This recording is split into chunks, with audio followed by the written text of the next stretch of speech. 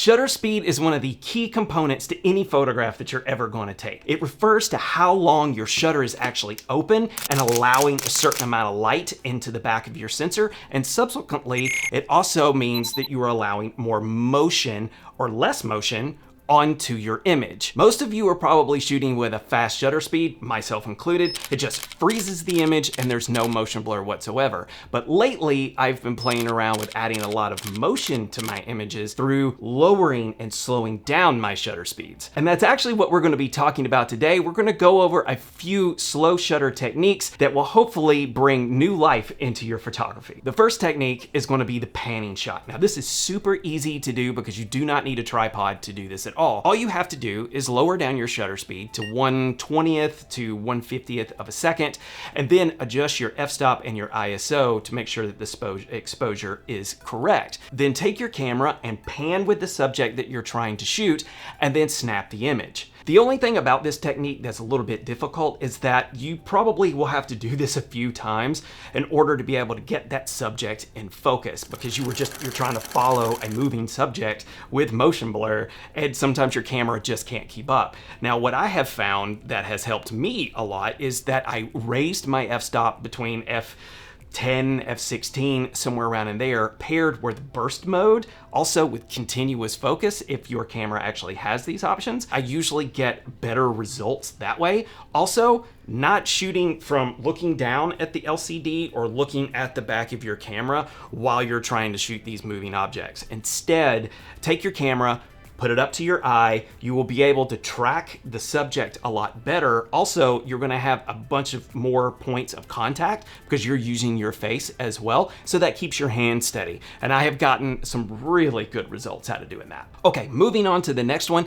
is photographing a still subject with movement. Now, for this one, you're probably going to need a tripod. You can do this without a tripod. Just remember that your shutter speed's going to be pretty low, so any kind of movement from you runs the risk of giving a little bit of some motion blur to the subject that you were trying to keep perfectly in focus. So what I suggest is that you put your camera onto a tripod, adjust your shutter speed to about 1/15th or 1/30th of a second, and then wait for all of the elements that you want to move to come into view, have your subject stay as still as possible, and then snap the photo. I absolutely love this technique because of all of the contrast that you're getting from all of the motion around your subjects, and then your subject is staying perfectly still. You can get super creative with these, and then you can come up with some really good results. Now, the next technique is basically the same as the previous, but reversed. You want to focus on the motion of the subject and then have the background still.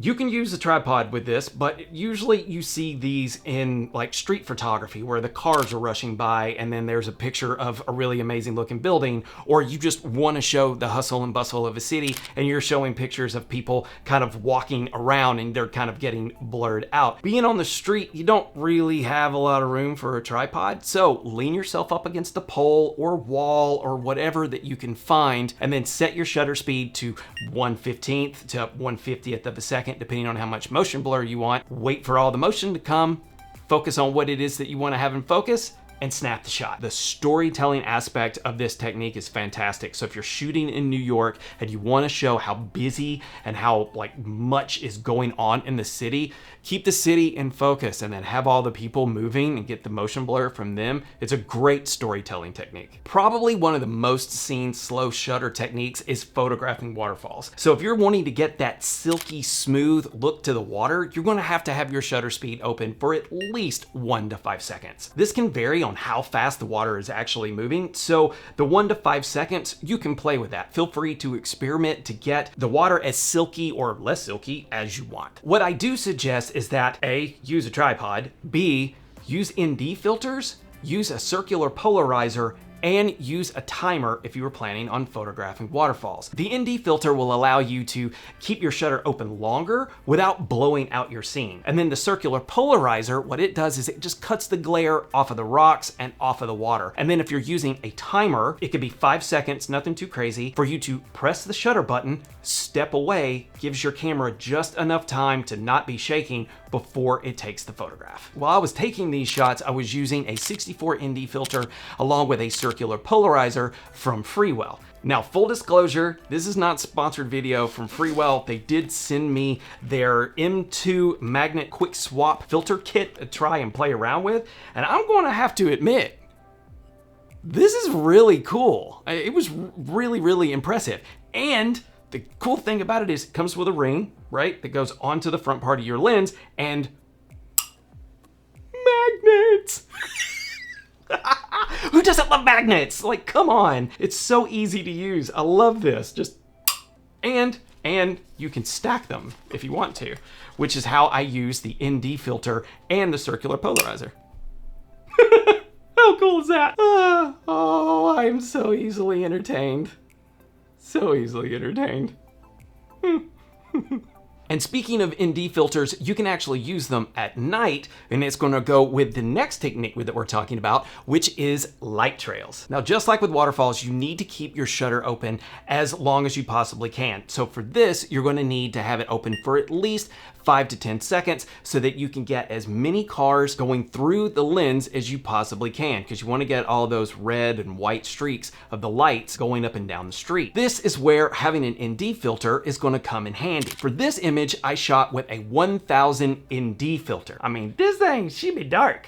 I can't see diddly out the back of this thing. But it was essential to be able to keep the shutter speed open for 10 seconds so that I could get all the streaks that I wanted. Now, a little trick that I do with these is that, say you're in a really awesome location and there's only cars coming in one direction. Photograph the cars going in that direction. Say we're looking at their taillights. And then wait for a whole lot of cars to come in the opposite direction. Photograph the headlights. Then take both of those images, take them into Photoshop, and then merge those images by masking the other lights on top of your base image, and done. And okay, I think that is going to do it for me for this video. Guys, if you got anything out of this, let me know in the comments down below. Are you going to try any of these? Have you tried any of these? Do you have any other suggestions on any other techniques that you're using right now? Let me know in the comments down below. I would love to know. Like, subscribe, do all that fun stuff. I hope you guys are having a fantastic week, and I am gonna go play with some magnets. Bye.